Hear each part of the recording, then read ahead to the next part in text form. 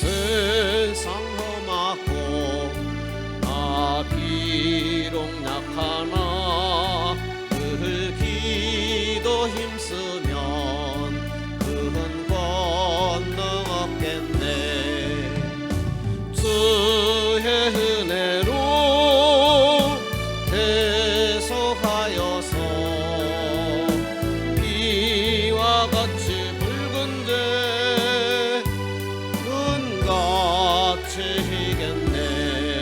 주님의 권능은 한없이 크오니 돌 같은 내 마음 건너겨주소서. 주의 은혜로 대속하여서 비와 같이 붉은 데 눈같이 희겠네. 내 맘이 약하여 늘 넘어지오니 주 예수 힘주사 굳세게 하소서. 주의 은혜로 대속하여서 비와 같이 붉은 데 눈같이 희겠네.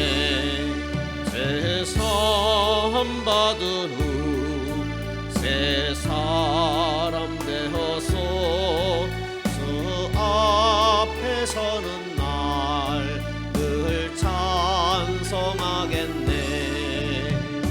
주의 은혜로 대속하여서 비와 같이 붉은 데 눈같이 희겠네. 아멘.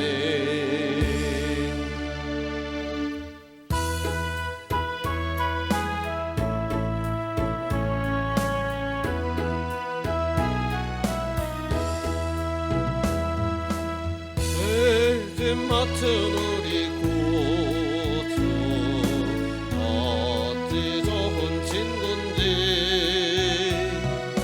걱정 근심 뭐가 온지 우리 주께 맡기세.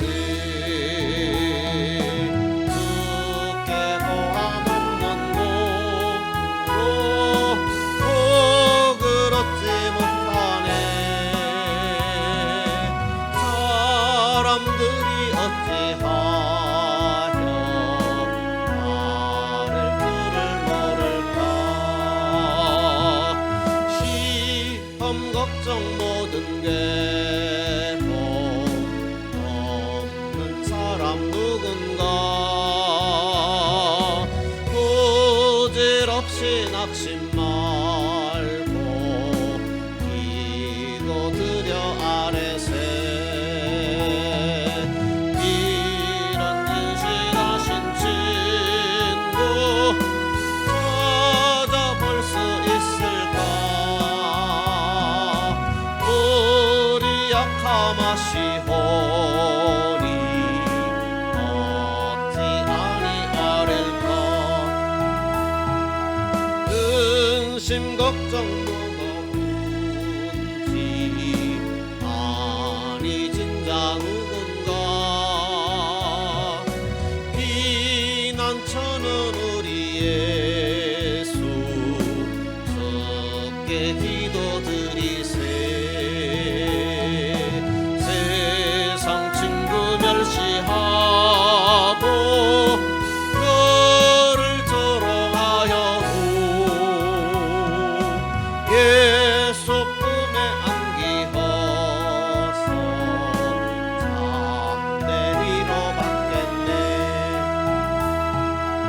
죄짐 맡은 우리 구주 어찌 좋은 친구인지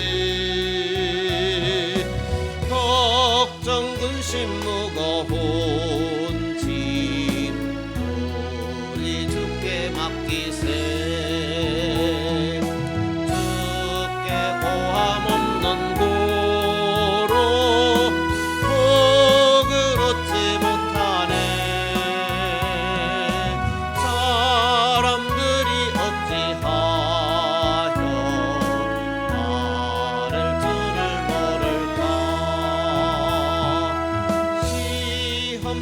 걱정 모든 괴로움 없는 사람 누군가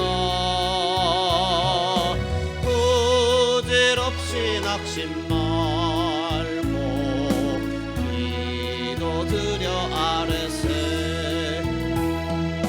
이런 진실하신 친구 찾아볼 수 있을까 우리 약함하시오니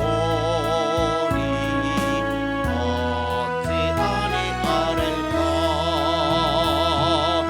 근심 걱정 무거운지 아니 진짜 누군가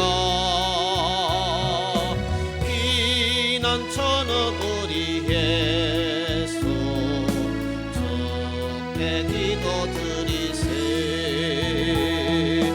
세상 친구 멸시하고 너를 조롱하여도 예수 품에 안기어서 참된 위로 받겠네 아멘. 우리 신앙 고백합니다. 전능하사 천지를 만드신 하나님 아버지를 내가 믿사오며 그의 아들 우리 주 예수 그리스도를 믿사오니 이는 성령으로 잉태하사 동정녀 마리아에게 나시고 본디오 빌라도에게 고난을 받으사 십자가에 못 박혀 죽으시고 장사한 지 사흘 만에 죽은 자 가운데서 다시 살아나시며 하늘에 오르사 전능하신 하나님 우편에 앉아 계시다가 저리로서 산 자와 죽은 자를 심판하러 오시리라. 성령을 믿사오며 거룩한 공예와 성도가 서로 교통하는 것과 죄를 사하여 주시는 것과 몸이 다시 사는 것과 영원히 사는 것을 믿사옵나이다. 아멘. 로마서 1장입니다. 로마서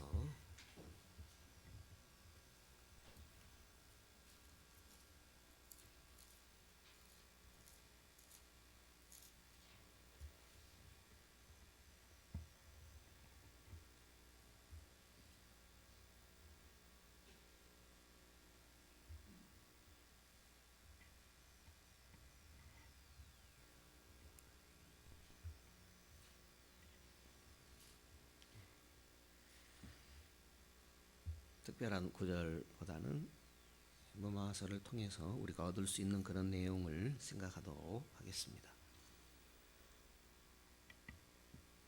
학생들이 학교에 다니다 보게 되면 상대평가라는 것이 있습니다. 상대평가라는 것은 과목마다 점수를 선생님이 합산을 해요. 국어 몇 점, 산수 몇 점,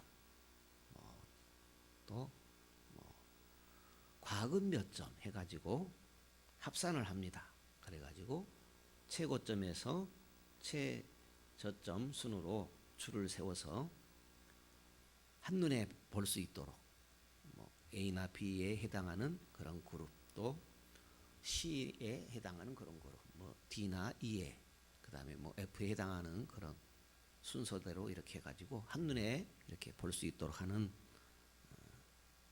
정리를 하는 게 상대평가의 내용입니다. 생각해 보고자 하는 것은 하나님도 인간에게 점수를 매기실까 하는 그런 문제입니다. 사람들은 내가 그동안 꽤 잘 살았잖아 이렇게 생각할 수 있습니다. 나는 물건이나 훔치거나 남을 속이는 일이 없으니까 잘 살았다 이렇게 생각할 수 있죠. 많은 사람들이 그렇게 생각할 것입니다. 왜냐하면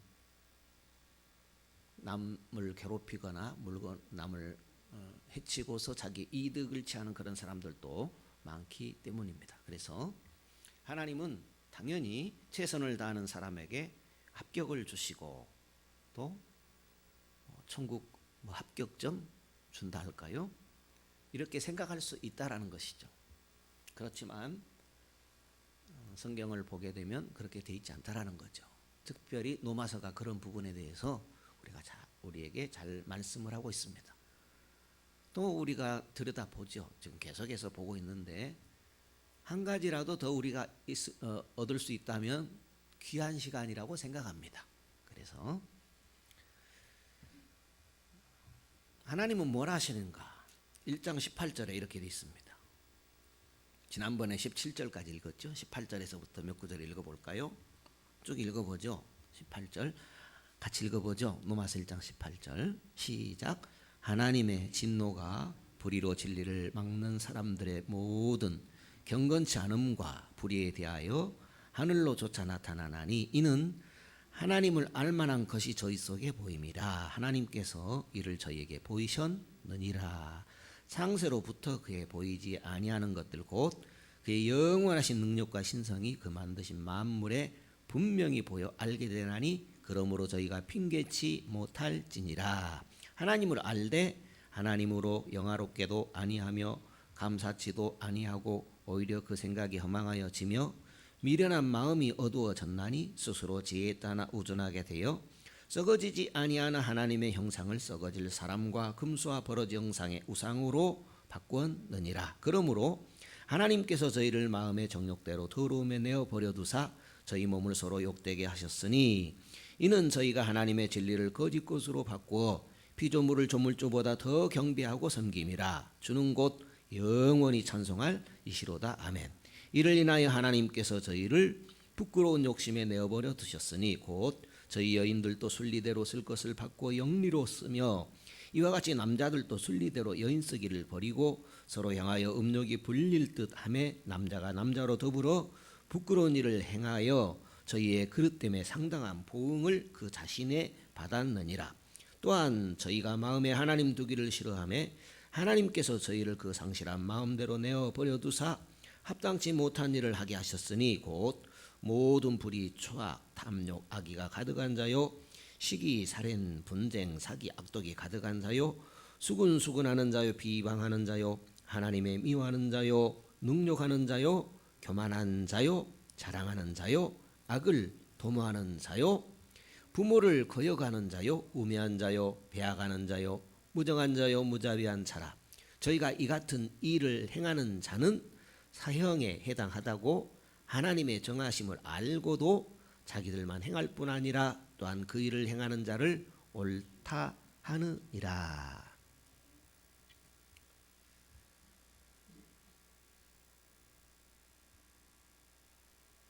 하나님의 진리를 알면서도 일부러 거부하는 그런 사람들을 묘사하는 내용으로 이렇게 보여지기도 합니다.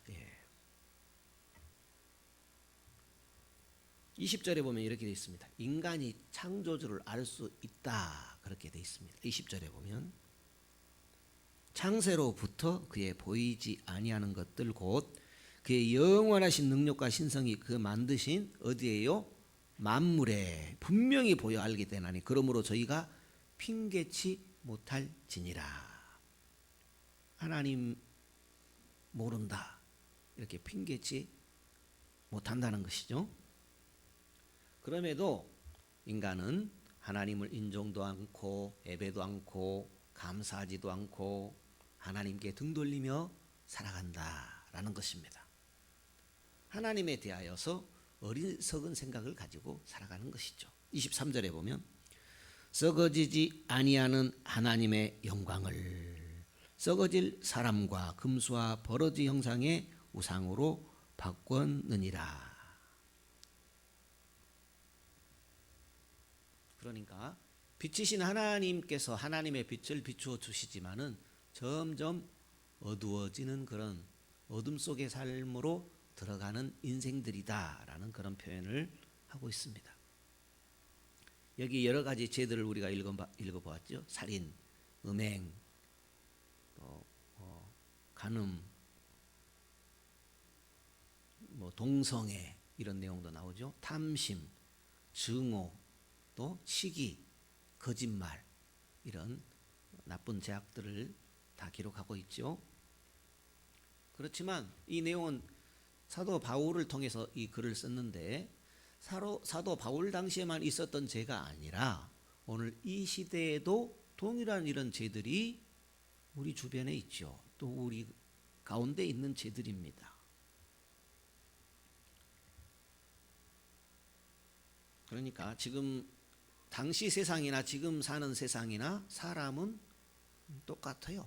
그 사람이나 지금 사람이나 똑같은 사람들입니다.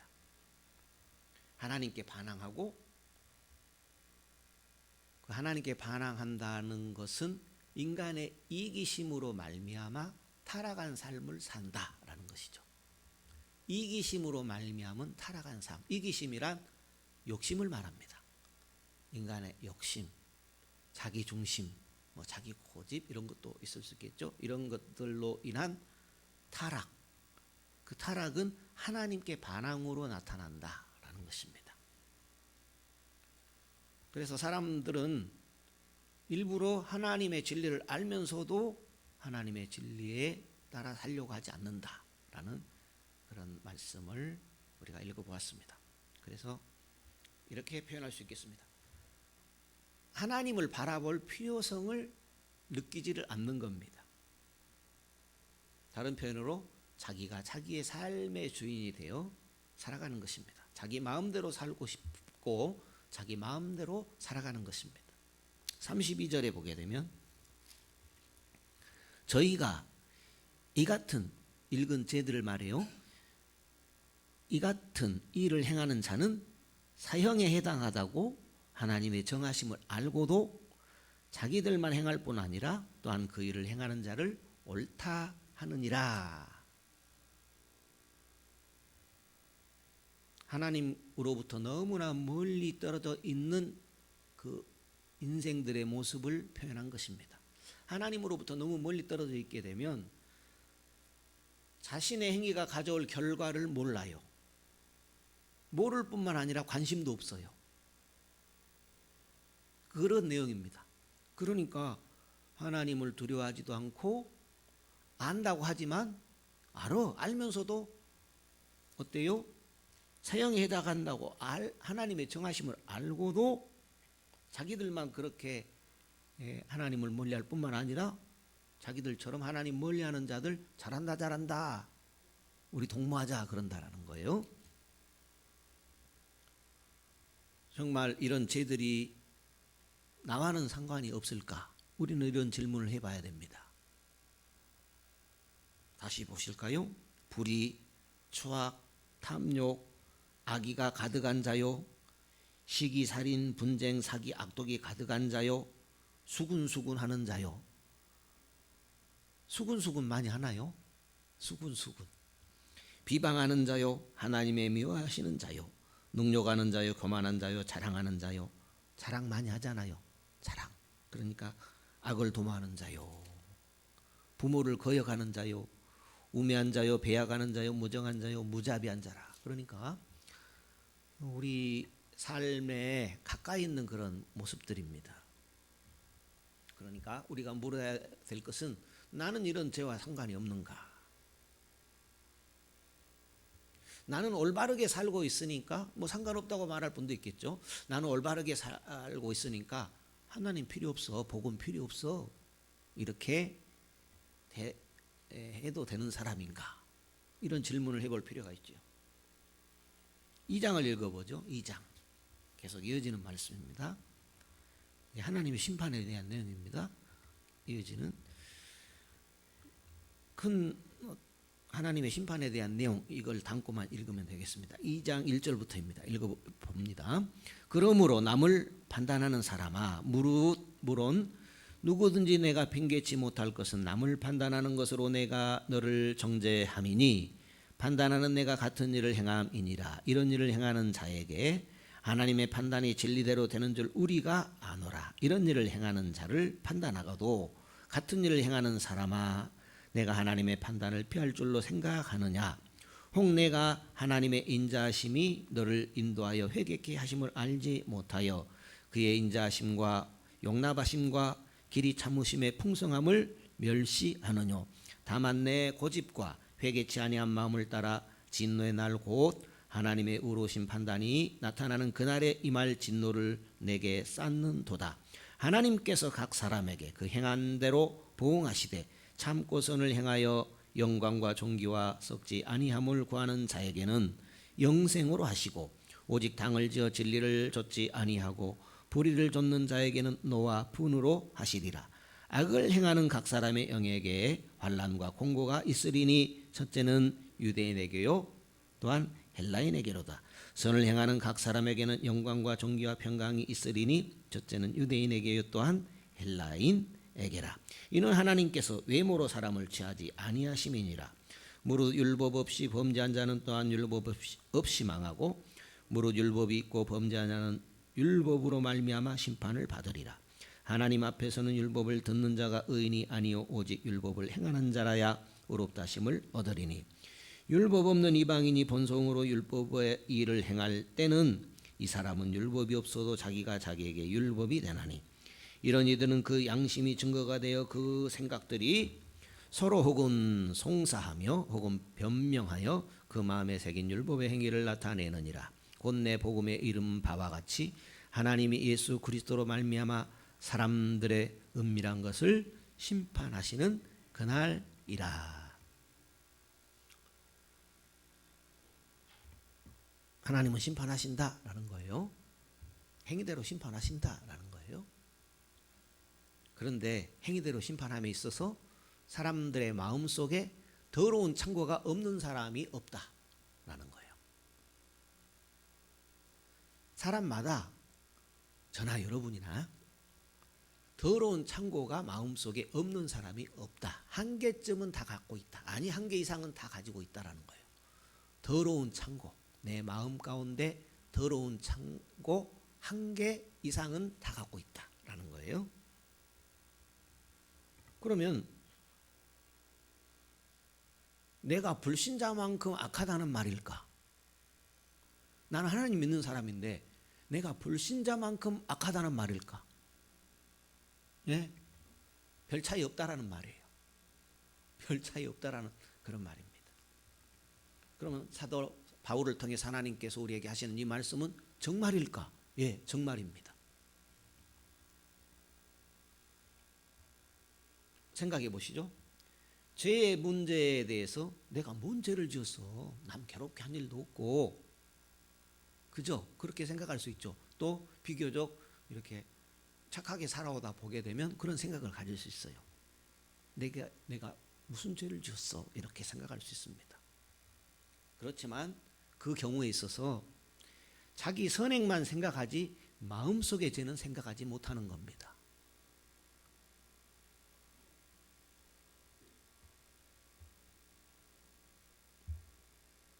지금 여기 있는 내용을 이렇게 우리가 바로 받아들여야 그 다음을 통해서 우리에게 말씀하는 귀중한 내용을 우리 것으로 삼을 수가 있어요.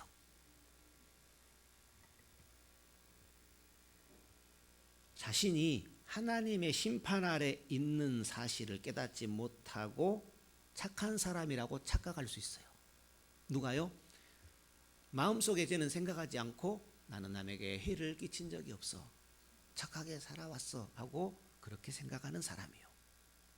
그러나 이런 성경의 내용을 통해서 우리에게 사도 바울을 통해서 주신 말씀들을 보게 될 때에 우리 마음속에 죄를 생각할 때 하나님의 심판에 해당하지 않는다라고 말할 사람은 없다라는 그런 얘기를 하는 겁니다. 우리가 다른 사람의 허물을 보죠. 그렇지만 우리 안에 죄는 보지 못합니다. 내 안에 시기심, 그거 죄로 여기지 않죠. 내 안에 욕심, 탐심, 미워하는 것, 그거 죄로 여기지 않지요. 다른 사람은 뻔뻔하다 하면서 내 자신의 교만함은 그냥 넘어가요. 죄로 생각하지 않고. 그러니까 내 속은 점검하지 못하고 겉으로 드러난 나의 선행으로 하나님께 칭찬받을 것이다. 하나님이 나를 인정해 주실 것이다. 그렇게 생각합니다. 그렇지만 하나님은 다른 사람과 나를 비교하지 않아요. 너 보니까 저 악당보다는 좀 더 나은데 하나님은 이렇게 보시지 않습니다. 하나님은 상대평가하지 않습니다.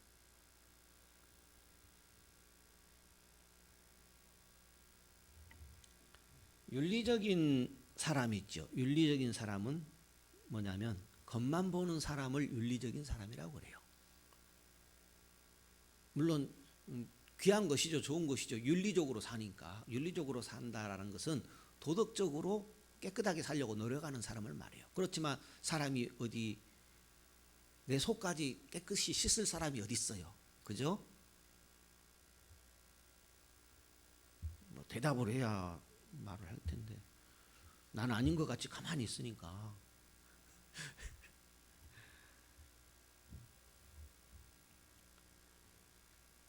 예수 그리스도를 만나게 되면 겉만 바라보던 내 눈이 떠져서 내 속을 바로 보게 됩니다. 예수 그리스도를 만나게 되면 내 속을 바로 볼 수 있게 됩니다. 나는 흠 많은 존재이구나. 하나님 앞에 설 수 없는 존재이구나 라는 것을 알 수가 있게 됩니다. 그러니까 이런 은혜는, 이런 깨달음은 그리스도를 만날 때 알게 됩니다. 하나님의 은혜로 알게 되는 것입니다. 그리스도의 빛에 우리가 비침을 받을 때 알게 되는 것입니다. 그러므로 자주 우리는 그리스도의 빛에 나가야 됩니다. 우리가 다른 사람과 비교하여 내가 꽤 선하다고 생각합니다. 그러나 완벽하신 그리스도 안에 들어오게 되면 나의 숨겨진 은밀한 삶이 그리스도 앞에 드러납니다. 다른 사람이 모르기를 바라죠.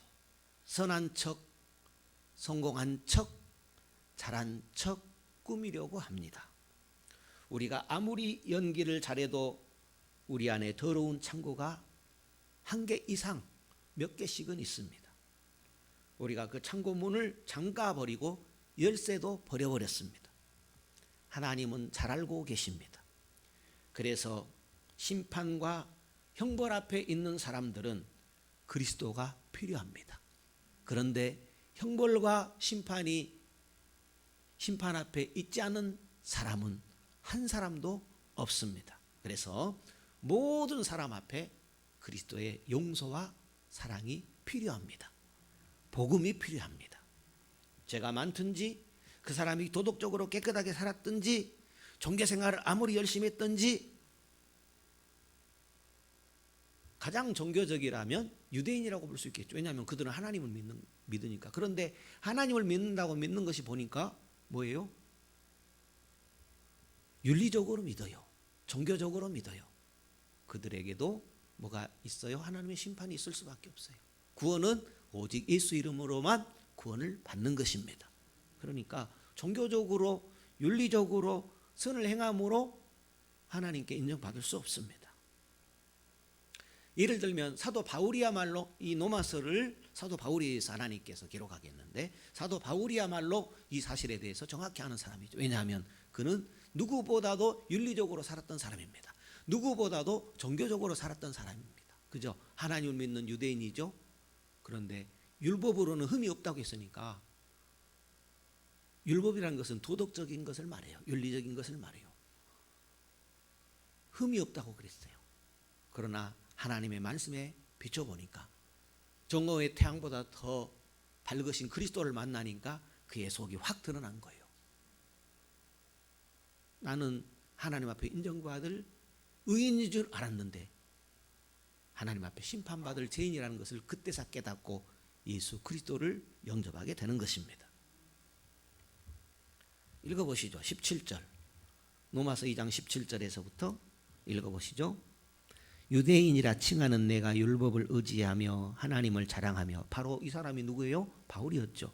율법의 교훈을 받아 하나님의 뜻을 알고 지극히 선한 것을 좋게 여기며 내가 율법에 있는 지식과 진리의 규모를 가진 자로서 소경의 길을 인도하는 자요 어둠에 있는 자의 빛이요 어리석은 자의 훈도요 어린아이의 선생이라고 스스로 믿으니 그러면 다른 사람을 가르치는 내가 내 자신을 가르치지 아니하느냐. 도적질 말라 반포하는 내가 도적질 하느냐. 간음하지 말라 말하는 내가 간음하느냐. 우상을 가증히 여기는 내가 신사 물건을 도적질하느냐. 율법을 자랑하는 내가 율법을 범함으로 하나님을 욕되게 하느냐. 사도 바울이 그랬죠. 사도 바울이 언제 율법을 어긴 적이 있나요? 그러나 주님의 말씀에 비춰보면 예수님께서 말씀했잖아요. 살인에 대해서 예수님께서 풀어줬잖아요. 사람을 죽여야만 이쪽에는 살인치 말라 했지만 나는 너에게 말하노니 형제에게 대하여 나가라는 자, 미련한 자 하는 자도 어디에 떨어진다고요? 지옥불에 떨어진다. 심판받을 그런 사람이다라는 거죠. 그러니까 사도 바울도 여기에 다 해당이 되는 것이죠. 기록된 바와 같이 하나님의 이름이 너희로 인하여 이방인 중에서 모독을 받는도다. 내가 율법을 행한즉 할례가 유익하나 만일 율법을 범한즉 내 할례가 무할례가 되었느니라. 그런즉 무할례자가 율법의 제도를 지키면 그 무할례를 할례와 같이 여길 것이 아니냐. 또한 본래 무할례자가 율법을 온전히 지키면 의문과 할례를 가지고 율법을 범하는 너를 판단치 아니하겠느냐. 대저 표면적 유대인이 아니요 표면적 육신의 할례가 아니라 오직 이면적 유대인이 유대인이며 할례는 마음에 할지니 신령에 있고 의문에 있지 아니한 것이라. 그 칭찬이 사람에게서가 아니요 다만 하나님에게서니라.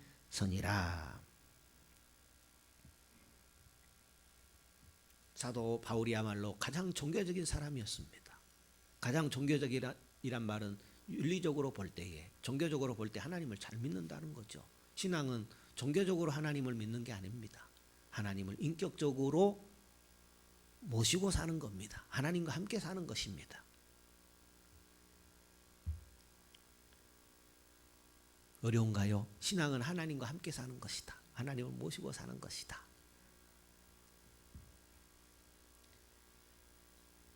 세상이 하나님을 싫어하는 것은 우리가 종교적으로 하나님을 믿기 때문입니다. 우리가 그리스도를 생명의 구주로 믿고 그리스도와 함께 산다면 세상은 우리를 싫어하지 않을 것입니다. 물론 이제 세상은 근본적인 것으로는 싫어하죠. 그렇지만 하나님을 찾는 그 종교성을, 하나님을 알만한 것을 하나님께서 우리에게 허락하여 주셨잖아요. 바울 당시에 유대인은 종교적이었죠. 어떻게 종교적이었느냐? 성경을 읽었습니다. 기도했습니다. 금식했습니다. 구제했습니다. 헌금도 열심히 했습니다. 선하고 종교적이고 하나님 앞에 옳다고 생각했습니다. 왜요? 하나님을 믿으니까. 하나님의 또 선민이잖아요. 이스라엘 백성들은. 그러니까 하나님께서 우리를 선택하셨고 우리는 하나님을 예배하고 구제하고 금식도 하고, 그러니까 하나님 앞에 우리는 칭찬받을 것이다. 이렇게 생각했죠. 그러나 아니라는 거예요. 하나님의 심판 아래에 있다는 생각은 전혀 하지 못했습니다. 누가 그랬어요? 사도 바울이 그랬어요. 그러나 예수 그리스도를 만나고 보니까 아니라는 것입니다. 바리새인들이 그랬죠. 바리새인들은요, 예수님께 칭찬을 받아요, 책망을 받아요? 바리새인들이 예수님께 책망을 받아요, 칭찬을 받아요? 칭찬을 받아요? 책망을 받아요? 예, 책망을 받죠. 칭찬하지 않죠. 그런데 바리새인들은 사도 바울처럼 종교심이 강한 사람들이에요. 바리새인들은 너무나 열심히 종교적으로 믿기 때문에 바리새인이라고 한 거예요. 그런데 바리새인들은 자기들이 만든 율법에 자기들이 다 못 지켜요.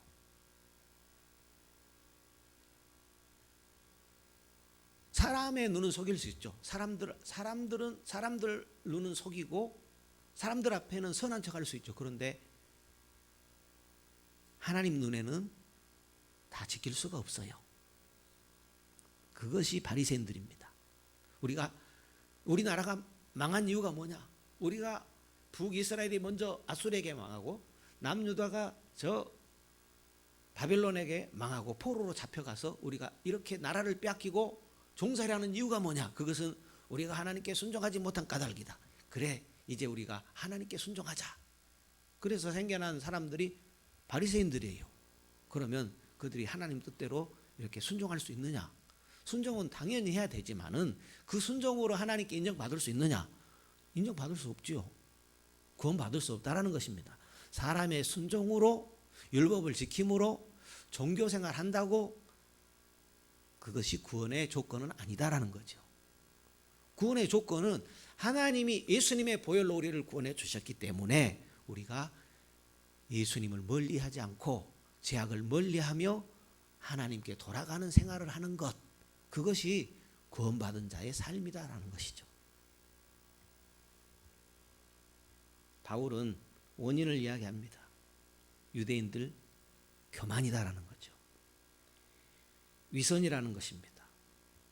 하나님의 율법을 안다고 교만에 빠졌죠. 우리는 하나님께서 이런 하나님의 법을 줬어. 하나님의 법을 줘서 어떻다라는 거예요. 하나님의 법을 줬으니까 하나님을 믿으라는 얘기인데 나 지켰다라는 거예요. 저 사람보다 잘 지켰다라는 거예요. 다른 사람보다 잘 지켰다라는 거예요. 하나님 그게 아니에요. 하나님을 믿으라는 것이죠. 하나님을 의지하라는 것이죠. 그런데 나는 저 사람보다 잘 지켰다라는 거예요. 우리 같이 지킨 사람 없다라는 거예요. 하나님은 그걸 말하는 것이 아닙니다.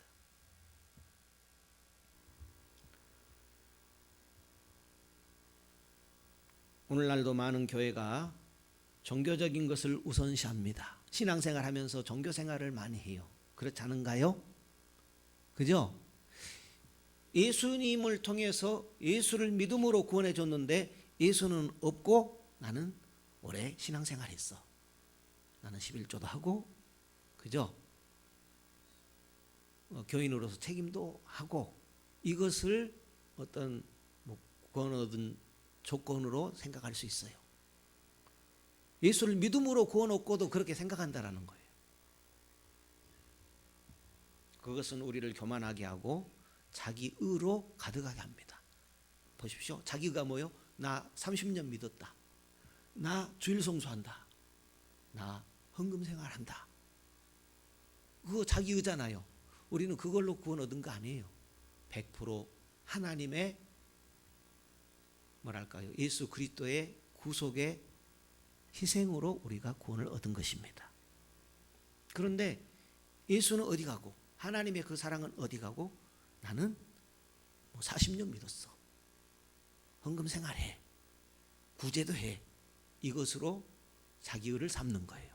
그걸 말하고 있습니다. 우리가 그럴 수 있습니다. 그러면 뭐가 없어요? 기쁨이 없어요. 은혜가 없어요. 입술로는 은혜 없으면 살아갈 수가 없네 고백하지만 은혜는 언제 올지 몰라요. 그렇게 되면 성도 여러분, 우리 마음에 예수 그리스도를 다시 모시어 드리십시다. 그것이 복음입니다. 예수 그리스도로 살아가는 것, 그것이 복음입니다. 왜 많은 사람들이 교회를 멀리할까요? 왜 그리스도인들을 비난할까요? 종교적이기 때문입니다. 교회에 나타나는 종교적인 위선이 사람들의 눈을 흐리게 하는 겁니다. 그러니까 종교적이지 않는 그런 모습도 보여야 되겠죠. 얼마 전에 제가 친구를 만났습니다. 어떤 분들에게는 얘기를 드린 것도 같은데요. 기독교 본질을 알 수도 없죠. 그들은. 왜냐하면 복음을 들어도 잘 모르는데, 그죠? 우리가 복음을 들어도 잘 모를 수 있잖아요. 그런데 예수를 안 믿는 그들이 어찌 복음을 알겠습니까? 그러니까 그분들은 그 종교적인 것만 보는 거예요. 윤리적인 것만 보는 거예요. 기독교인들의 어떤 윤리적인 허점, 목회자들의 실수, 저분은 교회 오래 다녔다는데 왜 저렇게 살아? 이런 것들만 볼 수밖에 없죠. 왜냐하면 그들이 복음을 알겠습니까? 뭘 알겠습니까? 그죠? 그러나 우리는 마음속에 있는 게 예수님은 살아계신 하나님의 아들이시고 유일한 구원자신데 그걸 좀 알았으면 좋겠는데 오늘 믿지 않는 사람들은 그런 마음을 몰라줘요. 우리가 아는 그런 진리들을 몰라요. 그래서 우리는 행위를 옳게 할 필요가 있죠. 그리스도와 함께 살아갈 필요가 있는 것입니다. 신앙은 행위도 중요하지요. 그렇지만 본질이 더 중요하다는 것 항상 기억해야 됩니다. 본질은 그리스도의 복음입니다. 복음을 읽어볼까요? 이렇게 되어 있습니다. 로마서 1장 1절에서 5절입니다. 로마서 1장 1절에서 5절입니다.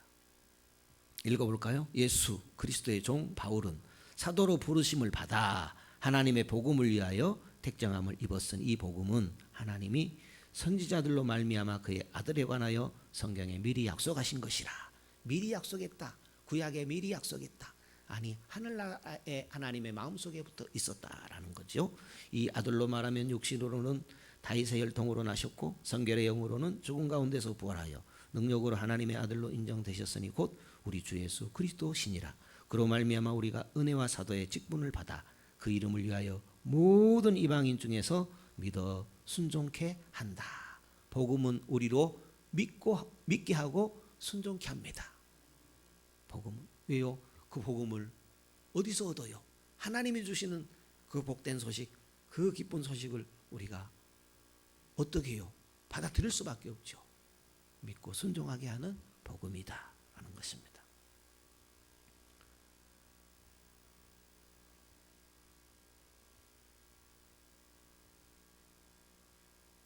바울은 종교적인 실패를 말하는 것입니다. 종교는 실패합니다. 인간이 만든 모든 종교는 실패합니다. 하나님이 우리에게 예수 그리스도를 보내어 주셨습니다. 그 길만이 천하의 권한 이름 예수 그리스도 뿐인 것입니다. 누구도 죄에서 자유를 얻지 못하죠. 오직 예수 그리스도 뿐입니다. 그러므로 종교적인 사람은요, 어떻게 해야 돼요? 마음과 생각을 바꿔야 합니다. 종교적인 사람은 무엇을 바꿔야 돼요?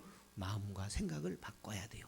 마음과 생각이 바뀌어지는 것, 그것이 거듭남입니다. 예수는 입술로는 예수 그리스도의 어떤 진리를 받아들여요. 성령의 은혜로 물론 받아들여요. 그런데 마음과 생각이 아직 바꿔지지 않으면 거듭난 모습이 아니죠. 거듭난 모습은 마음과 생각이 바뀌어지는 겁니다. 무슨 얘기인가 하면 종교적인 사람으로는 내가 바뀌지 않아요. 마음과 생각이 달라져야 돼요. 다시 말하면 나 40년 믿었어. 나 11조 생활해. 또 주일 성수해. 이런 것에 머무르면 종교적인 모습이에요. 그 생각에서 바뀌어져야 돼요. 마음과 생각이 바뀌어져야 돼요. 기독교는 종교가 아닙니다.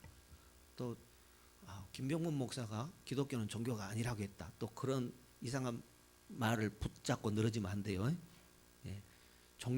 기독교는 종교 생활이 아니라는 거예요. 기독교를 전하려면 종교인의 모습이 아닌 것을 보여줘야 됩니다. 예수 그리스도의 사람. 기독교는 그리스도인입니다. 예수의 사람이 그리스도인입니다. 종교인은 그리스도인이 아닙니다. 예수의 사람이 그리스도인입니다. 그래서 기독교를 전하려면 생명을 보여줘야 돼요. 그리스도의 생명, 그리스도가 우리를 사랑하신다. 그것을 보여줘야 합니다. 아멘 좀 하세요. 기독교를 보여주려면 종교를 통해서는 보여줄 수 없고 뭘 보여줘야 돼요?